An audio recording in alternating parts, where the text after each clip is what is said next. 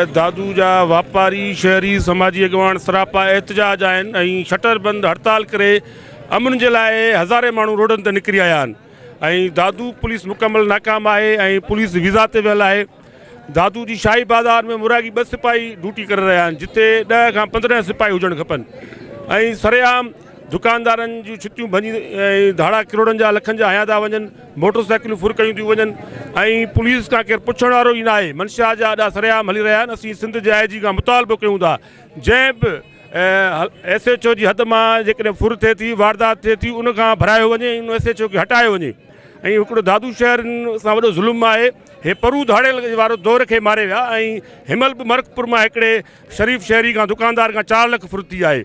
माना चूंडियल नुमाइंदा जेके असांजा MNA MP आहिनि उहे मिलियल आहिनि, ख़ामोश आहिनि ऐं ग़रीब मज़लूम माण्हुनि खां वोट वठणु ईंदा आहिनि, पहिरें पढ़णु ईंदा आहिनि ऐं आवाम जॾहिं मरे थी त हे गाइब आहिनि। असां शहरी समाजी माण्हू हर फोरम ते कंडेम कयूं था ऐं सिंध जे वॾे वज़ीर मुराद शाह खां मुतालबो कयूं था त दादू SSP खे हटाए हिकिड़ो ईमानदार SP मुक़ररु कयो वञे, शहर खे अमन ॾिनो वञे जेको असांजो बुनियादी हक़ आहे। असीं टैक्स अदा कयूं था, शहरी टैक्स अदा करे थो। पुलिस SP हुजे, IG हुजे, आवाम जा ख़ादम आहिनि, पर हिते गुंडा लॻा वेठा आहिनि, चोर पुलिस मिलियल आहे, आवाम फुरिजे पियो ही ऐं शराब पी मज़ा पिया वठनि। ऐं असां हर फोरम ते एहतजाज कंदासीं, मरण घर जी तहरीक भलाईंदासीं, ज़रूरत पई त वापारी इंडस हाईवे बंदि कंदासीं ऐं असांजो जाइज़ मुतालबो आहे असांखे अमन खपे।